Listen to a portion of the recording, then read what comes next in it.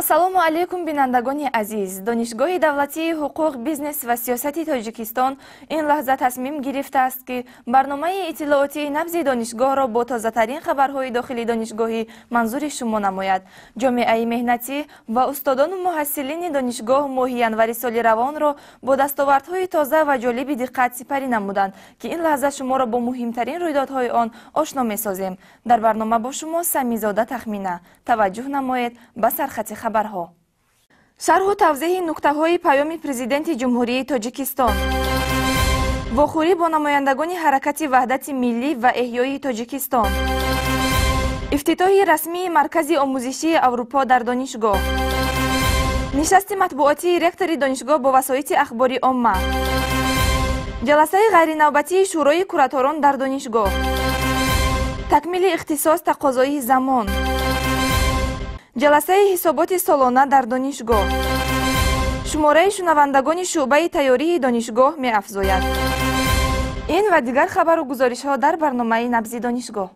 дар донишгоҳ бо иштироки Маҳмадалӣ Ватанзода, ёрдамчии президенти ҷумҳурии Тоҷикистон доир ба масъалаҳои ҳуқуқӣ, Маъруф Муҳаммадзода, раиси шаҳри Хуҷанд, Абдуҳалим Ғаффоров, раиси ҳизби социалистии Тоҷикистон, Гулбаҳор Назирӣ, вакили маҷлиси намояндагони маҷлиси олии ҷумҳурии Тоҷикистон, Саодат Аминҷонова, узви маҷлиси миллӣ, Мумин Шарифзода, роҳбари гурӯҳи тарғиботӣ оид ба шарҳу тавзеҳи паёми президенти ҷумҳурии Тоҷикистон дар шаҳри Хуҷанд, нуктаҳои паёми имсола мавризи баррасӣ қарор гирифтанд. қабл аз оғози чорабинии меҳмонон дар ифтитоҳи расмии маркази омӯзишии Аврупо иштирок намуда, аз оғози фаъолияти он дидан карданд. дар вохӯрӣ раиси шаҳри Хуҷанд Маъруф Муҳаммадзода аз нуқтаҳои муҳими паёми имсола сухан карда, аз ҳамагон даъват ба амал овард ки паёмро сармашқи кори хеш созанд. Маҳмадалӣ Ватанзода ба сухан баромада иброз намуд ки баъди ҷашни 26-умин солгарди истиқлолияти давлатии Тоҷикистон, паёми имсолаи пешвои миллат дар давраи пешниҳод гардид ки кишвари азизи мо ба марҳалаи нави рушд ворид гардида, мардуми сарбаланди кишвар ба сӯи ояндаи ободу осуда бо қадамҳои устувор пеш меравад.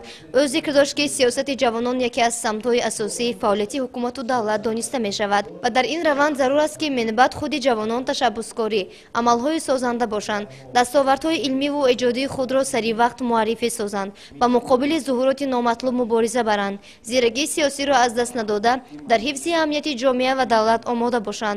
вакили маҷлиси намояндагони маҷлиси олии ҷумҳурии Тоҷикистон Гулбаҳор Назирӣ ба сухан баромада иброз дошт ки нуқтаи муҳим ин аст ки президенти кишвар ҳадафи стратегияи давлатро дар паёми имсола мисли солҳои қаблӣ дар таъмин намудани шароити хуб ба ҳаёти арзанда барои шаҳрвандони ҷумҳурии Тоҷикистон арзёбӣ кард. паёми навбатии пешвои миллат ки ба маҷлиси олӣ ироа гардид, ҳамчун ғояи баландпоя, баландмазмун ва оғозбахши соли нави молиявӣ тамоми ҷомеаи шаҳрвандиро ба кору фаъолияти пурсамар даъвату ҳидоят намуд.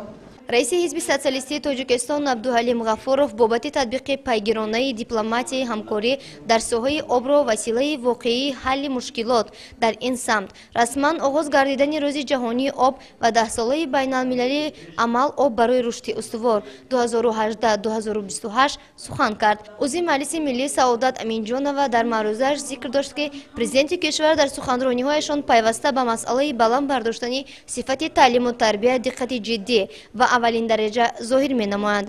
ҳамзамон ӯ қайд кард ки бо мақсади тараққӣ додани соҳаи сайёҳӣ, муаррифии шоистаи имкониятҳои сайёҳии мамлакат ва фарҳанги миллӣ дар арсаи байналмилалӣ, инчунин ҷалби сармоя ба инфраструктураҳои сайёҳии соли 2018 дар кишвар соли рушди сайёҳӣ ва ҳунарҳои мардумӣ эълон карда шуд. ин ҳам бошад ғамхориҳои ҳукумату мамлакат нисбат ба ҷавонон ва мардуми кишвар мебошад. дар фарҷом ректори донишгоҳ профессор Шарифзода Мумин Машокӣ татбиқ ва амалӣ намудани нуқтаҳои паёми президенти ҷумҳурии Тоҷикистонро вазифаи асосии сохторҳои донишгоҳ арзёбӣ намуда иброз кард ки як нуқтаи паёми сарвари давлатро бо кушодани ин маркази аврупоӣ дар донишгоҳ амалӣ намудем. дар ин вохӯрӣ аз ҷониби маърузачиён нуқтаҳои дар боло зикршудаи паём дар сатҳи баланди маънавӣ шарҳу тавзеҳ дода шуд ва аҳли нишаст онро хуш истиқбол намуданд. همچنین در فاکولته مالیه میز مدور اوید به شرح و توضیح پیام پیشوای ملت با اشتراک اهل فاکولته دایر گردید. در میز مدور با عنوان از پیام است فردای بشارتده دوسنت اسلام کریموف تحت عنوان پیام محوری پیشبرنده جامعه، دوسنت دوران یوسفوف در موضوع پیام بازگویی منفعت‌های اقتصادی کشور، دوسنت مرحمت خوجای و معروضه‌های پرمحتوا نمودند. پیام امسال‌های پرزیدنت جمهوری تاجیکستان امام علی رحمان دورنمای رشد استوار کشور در همه سمت‌های خواجگی خلق می‌باشد. در دانشگاه واخوری با نمایندگان حرکت وحدت ملی و احیای تاجیکستان، کاتب هماهنگسازی شورای ولایتی حرکت وحدت ملی و احیای تاجیکستان عبدالحکیم شریپوف، رئیس شورای کهنسالان حرکت وحدت ملی و احیای تاجیکستان قابلجان عثمانوف دایر گردید. سراول واخوری را معاون رکتور اوید به کارهای علم و اینواتسیا پروفسور نومانجان غفارов آغاز بخشیده درباره تاریخ پیدایش روز وحدت ملی از جانب کمیته اجرایی حرکت وحدت ملی و احیای تاجیکستان نشر گردیدن کتاب پیشوای ملت معمار وحدت سخن کرد. سپس کاتب هماهنگساز شورای ولایتی حرکت وحدت ملی و احیای تاجیکستان عبدالحکیم شریپوف در سخنرانیش ابراز داشت که پرزیدنت کشور محترم امام علی رحمان در دوره‌ای که جنگ خانمانساز داخلی باعث خسارات زیادی مالی و جانی گردیده به یگانگی مرزی و بقای ملت تاجیک خطر نابودی تهدید میکرد، در اجلاسیه 16 شورای عالی جمهوری تاجیکستان جسورانه راهبری دولت را به عهده گرفت. هر دفعه ما پیام را با انتظاری قبول میکنیم، زیرا میدانیم که در پیام ترقیات کشور، اقتصادی اجتماعی کشور، سیاست داخلی و بیرونی وظیفه‌های من بعد محاکمه می شود و این وظیفه‌ها برای حل آنها دستور سپارش‌ها هم داده می شود. رئیس شورای کهنسالان حرکت وحدت ملی و احیای تاجیکستان قابلجان عثمانوف در برآمدش قید کرد که تاجیکستان صاحب استقلال حالا به شرافت زحمت خلق صاحب معرفت و تمدن سازش به مرحله نوی رشد وارد شده است. صلح و آرامی، ثبات سیاسی و وحدت و یکپارچگی مردم شرفمند تاجیک امکان داد که ما مجرای رشد اقتصادی ملیمان را به کلی تغییر دهیم، برنامه‌های نوی دولتی را قبول کنیم، ساختار دولتداری امان را که اساس آن را پرینسیپ عدالت اجتماعی تشکیل می‌دهد تحکیم بخشیم. سرمحرر نشریه شعله امید میرزا اعظم مقصود اوید به استقلالیت، حمایه منفعت‌های ملی، تحکیم منبعده پایه‌های دولتداری، تأمین امنیت و آرامی دولت و جامعه و آبادی و پیشرفت کشور عزیزمان حرف زد. در واخوری مهمانان با معروضه و برآمدهای پرمحتوای خویش دقت حاضرین را به تاریخ وحدت ملی و احیای تاجیکستان جلب نموده نکته‌های پیام امساله را خیلی مفصل بررسی کردند که از این واخوری اهل نشست خیلی بهره‌مند گردیدند. در دانشگاه گشاده‌شوی رسمی مرکز آموزشی اروپا با اشتراک نماینده ملی برنامه ارازموس پلوس در تاجیکستان زرینه نوریدینова و استادان و پروفسوران برگزار گردید. مرکز آموزشی اروپا که در دانشگاه افتتاح یافت با تجهیزات معاصر به مبلغ 227345 سامانی از جمله با کامپیوتر، پرینتر، پروژکتور، تخته الکترونی و غیره جهازانیده شد. همچنین از جانب این مرکز خریداری نمودن یک قطار کتاب‌های درسی با زبان انگلیسی به نقشه گرفته شده است. هدف اساسی لایحه تکس این دستگیری اصلاحات ساحه معارف در جمهوری تاجیکستان، آماده ساختن برنامه ماجستراتور در دانشگاه ملی تاجیکستان در همکاری با دانشگاه‌های اروپا و تاجیکستان، تیار کردن برنامه ماجستراتور برای اکریدیتاسی اروپایی میباشد. در دایره لایحه همکاری بین دانشگاه تکنیکی درزدن، دانشگاه دولتی تارتو و مؤسسه‌های علمی و تعلیمی جمهوری تاجیکستان از جمله دانشگاه ملی تاجیکستان، اکادمی علم‌های جمهوری تاجیکستان، دانشگاه اسلاویانی، دانشگاه دولتی حقوق بیزنس و سیاست تاجیکستان، دانشگاه دولتی خوروغ، دانشگاه دولتی دنغره براه مانده شده است. باعث قید است که تا امروز در دایره لایحه مذکور کارهای نظررس به انجام رسیدند. این زمان فعالیت لایحه ادامه دارد و مرکز نوتاسیس که در زمینه لایحه اراسموس و تکس آموزش بین ساحوی اروپایی در تاجیکستان بنیاد شده است، در آینده نفوذ دانشگاه را در سطح بین المللی بلند نموده در تحکیم بخشیدن اقتدار علمی، تعلیمی و فرهنگی دانشگاهمان سهمی باسازا می‌گذارد. دانشگاه دولتی حقوق بیزنس و سیاست تاجیکستان در گسترش رابطه‌های مخصوصاً در کار با برنامه‌های اتحاد اروپا با موافقت‌های نظررس نایل می‌گردد و قابل قید است که سالهای آخر علاقه در زمین لایحه‌های برنامه‌های اتحاد اروپا مخصوصاً اراسموس پلاس سه مرکز تأسیس یافت، مرکزی آموزشی زبان‌های خارجی، لابراتوری اینوواسیونی و اینک ما امروز شاهدی تأسیس یابی مرکزی نو مرکزی آموزشی اروپا می‌گردیم که در یک جایگی با دانشگاه‌های اروپا از جمله با دانشگاه درزدن، دانشگاه چخیا، دانشگاه تارتو و یک زمره دانشگاه‌های تاجیکستان از جمله دانشگاه ملی تاجیکستان، دانشگاه دولتی خارو، دنقره، دانشگاه تاجیکی اسلاویانی در شهر دوشنبه و از جمله دانشگاه دولتی حقوق بیزنس و سیاست تاجیکستان نیز به آن شامل می‌باشد. санаи 3 январ нишасти матбуотии ректори донишгоҳ профессор муъмин шарифзода бо намояндагони васоити ахбори омма оид ба натиҷаҳои ҷанбасти нимсолаи дуюми соли 2017 дар асоси нақшаи тасдиқнамудаи вазорати маориф ва илми ҷумҳурии тоҷикистон ва мақомоти иҷроияи ҳокимияти давлатии вилояти суғд мутобиқи амри президенти ҷумҳурии тоҷикистон аз 15 сентябри соли 2011 баргузор гардид. در نشست مطبوعاتی اوید به نتیجه فعالیت اهل دانشگاه در نیم سال اولی سال 2017 و نقشه های من بعدی جامعه بارگاه معرفت برای بلند برداشتن صفت تعلیم و تربیت سخن رفت. خبرنگاران نشریه های دوره، نمایندگان وسایط اخبار عامه از جمله خبرنگاران روزنامه آموزگار، سوخت حقیقتی، تیراز جهان، سگدیسک پراودا، حقیقت سوخت، تلویزیون و رادیو ولایت سوخت، آزیا، تنین و رادیو تیراز، معاونان رکتور دانشگاه، دکان‌های فاکولتی‌ها، سرداران ریاست، مدیران شعبه‌ها و دیگر راهبران واحدهای ساختاری مسئولین پیشبرد کار تعلیم و تربیت اشتراکچیان نشست بودند. رکتور دانشگاه پروفسور مؤمن شریفزاده اهل نشست را به معوای سعادت معنویمان خیر مقدم گفته از فعالیت اهل دانشگاه در نیم سال دیوم سال 2017 گزارش داد. مفصوف افزود که دانشگاه بین مؤسسه‌های تحصیلات عالی کسبی مملکت در قطار دهگانه بهترین نامبر گردید.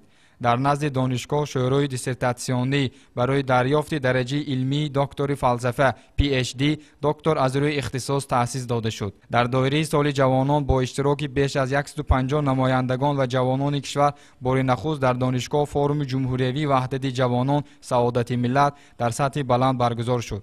مرکز آموزشی اروپا تأسیس یافت. در آزمون دانشجوی سال 2017 بین محصلین مؤسسه‌های تحصیلات عالی کشور سزاوار جای دوم گردیدن دانشجوی دانشگاه همان محیب جبارова به دور نهایی آزمون جمهوری تلویزیونی محفل ظریفان راحت گرفتن دسته ذکیان بارگاه معرفتمان در بازی‌های آسیا سزاوار جاهای نمایان گشتن ورزشکاران دانشگاه دستاوردهای بودند که محض در نیم سالی دوم سال 2017 به دست آمدند. رکتور دانشگاه مؤمن شریفزاده ذکر نمود که مکمل نمودن پایه مادی و تکنیکی و اینوواسیونی دانشگاه با مقصد پررو گذاشتن به نظام تحصیلات فاصلوی، قناعت بخشیدن بعضی مرکز تستی دانشگاه، تشکیل مرکزهای تستی در نزد فاکولتی‌های دانشگاه، گسترش روابط علمی و تعلیمی دانشگاه با کشورهای خارجه، کارکرد نظام مانیتورینگ کارهای تربیوی، نقشه‌های تحریز نمودن ریاست دانشگاه می باشد که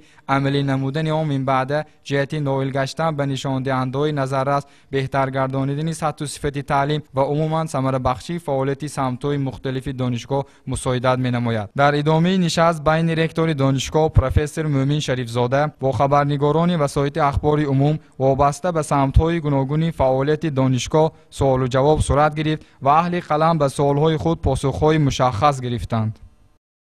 در مجلسگاه بینای اساسی جلسه حسابات سالانه رکتور دانشگاه پروفسور مؤمن شریفزاده با اشتراک هیئت کارمندان، پروفسوران و استادان دایر گردید.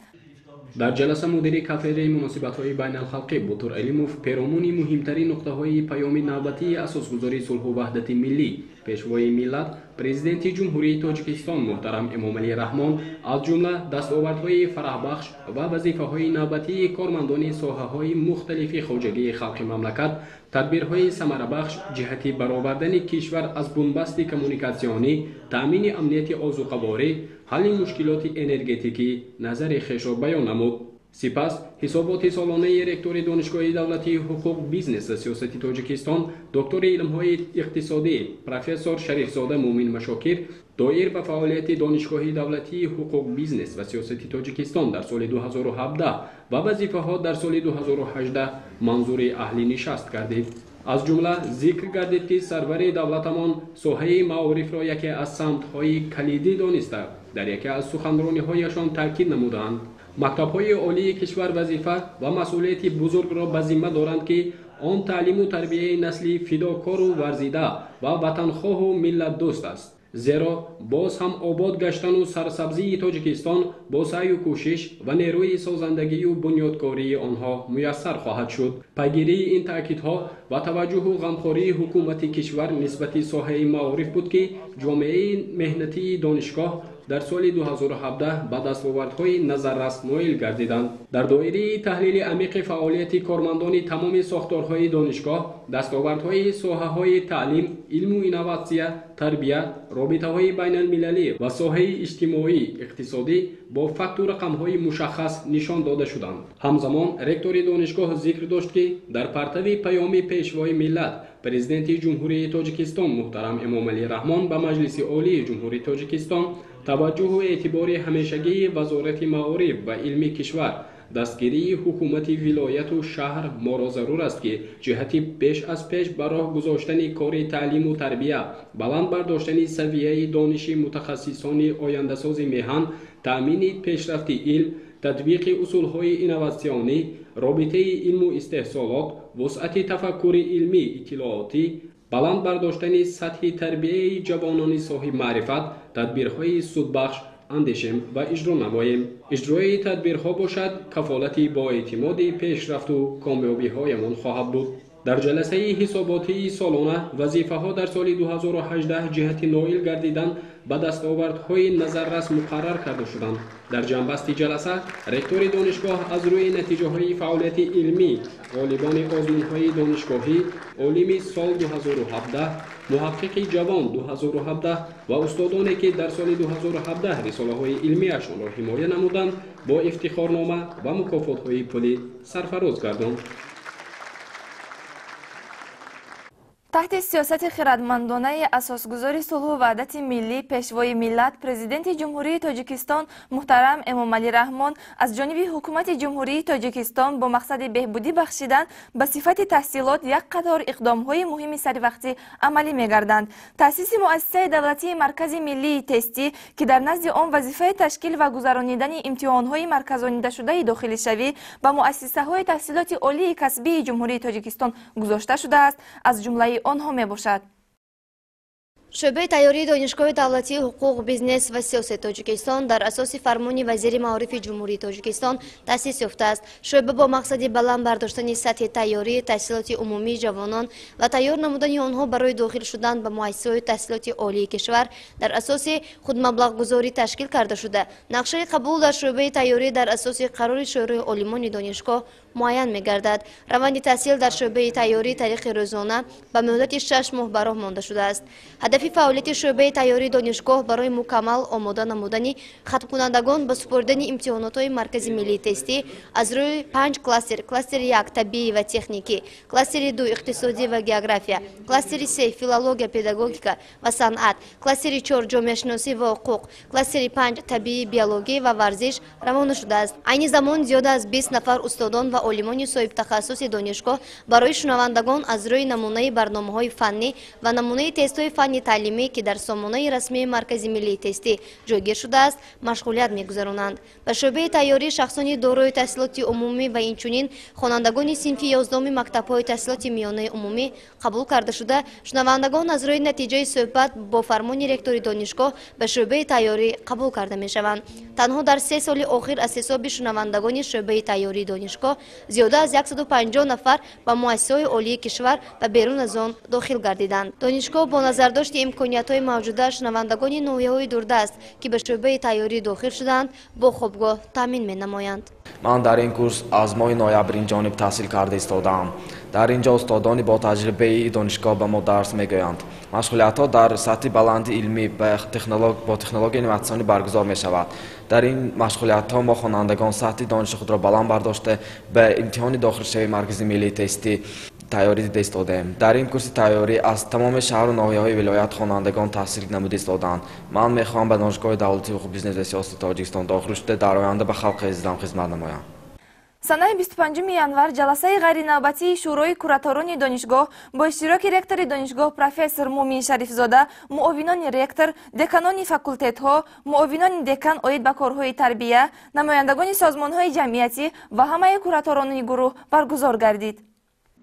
сараввал ҷаласаро ректори донишгоҳ Муъмин Шарифзода ифтитоҳ бахшед. дар ҷаласа масъалаи фаъолияти кураторони гурӯҳҳо дар нимсолаи аввали соли хониши 2017-2018 ва вазифаҳо барои нимсолаи дуюми соли хониши 2017-2018 мавриди муҳокима ва баррасӣ қарор дода шуд.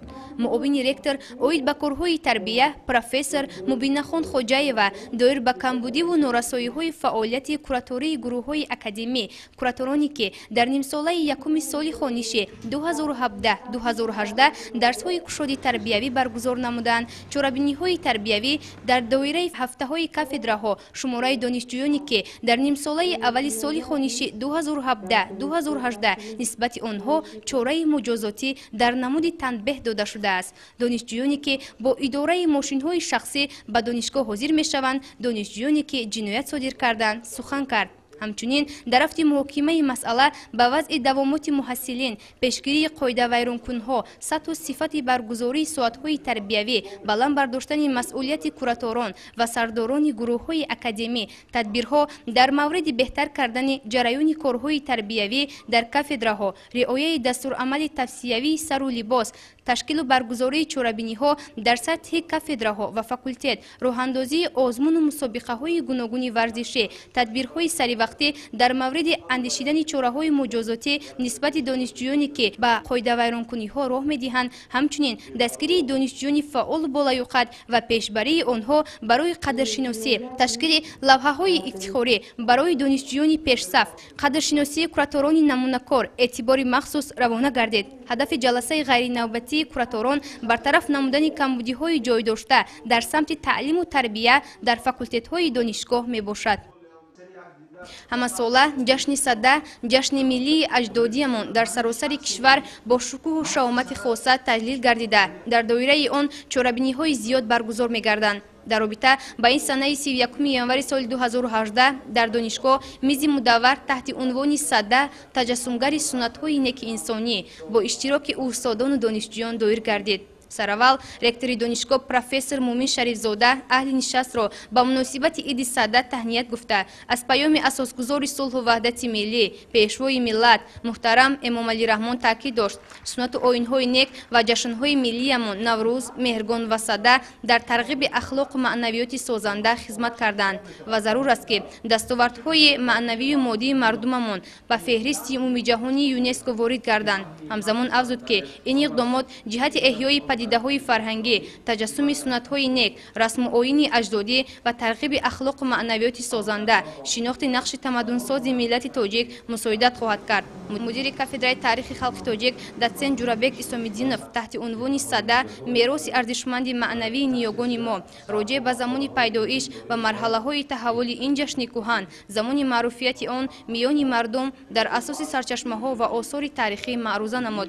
мудири кафедраи забони тоҷикӣ доцент Аслам Каримов роҷеъ ба инъикоси иди садда дар осори классикони тоҷик ибрози ақида намуда, аз ашъори шоирони тавонои асрмиёнагии форси тоҷик Фирдавсӣ, Манучеҳрӣ, Фарухӣ, Унсурӣ роҷеъ ба тавсифи иди садда ва аҳамияти он намунаҳо овард. махсус таъкид дошт ки дар аксар маврид чӣ дар назму чӣ дар насри классикони тоҷик шарҳу тафсири вожаи садда маънии рӯшанӣ, тулӯ намудан, инчунин оташи шуълакунанда ё баландшуъларо дорад.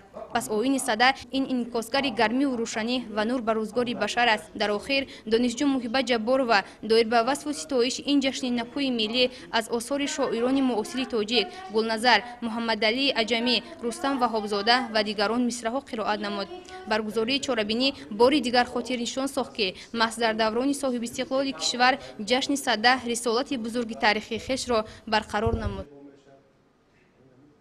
ҳамкории донишгоҳи давлатии ҳуқуқ, бизнес ва сиёсати Тоҷикистон ва донишкадаи такмили ихтисоси омӯзгорони муассисаҳои таҳсилоти олии касбии назди Донишгоҳи миллии Тоҷикистон тавассути фаъолияти маркази таълимии маърифати донишгоҳамон ҷиҳати амалӣ намудани сиёсати пешгирифтаи асосгузори сулҳу ваҳдати миллӣ, пешвои миллат, президенти ҷумҳурии Тоҷикистон муҳтарам Эмомалӣ Раҳмон дар соҳаи маориф ва хусусан такмили ихтисоси омӯзгорон вусъат ёфта истодааст. дар робита ба ин дар донишгоҳ ба шунавандагони курси такмили ихтисос диплом супорида шуд. ташкил ва гузарондани курсҳои такмили ихтисос барои омӯзгорони муассисаҳои олии касбӣ яке аз вазифаҳои асосии маркази таълимии маърифати донишгоҳ маҳсуб меёбад. Ба наздикӣ маркази таълимии маърифат курси такмили ихтисосро аз рӯи равияи иқтисодӣ ташкил намуд. Дар он 41 нафар омӯзгорони муассисаҳои олии таълимии қаламрави вилоят аз он ҷумла 19 нафар омӯзгорони донишгоҳ ҳамон иштирок карданд. Пас аз хатми курс санаи 24 январ дар фазои тантанавӣ бо иштироки раёсати донишгоҳ ба хатмкунандагон дипломи намунаи давлатӣ оид ба хатми курси такмили ихтисос супорида шуд.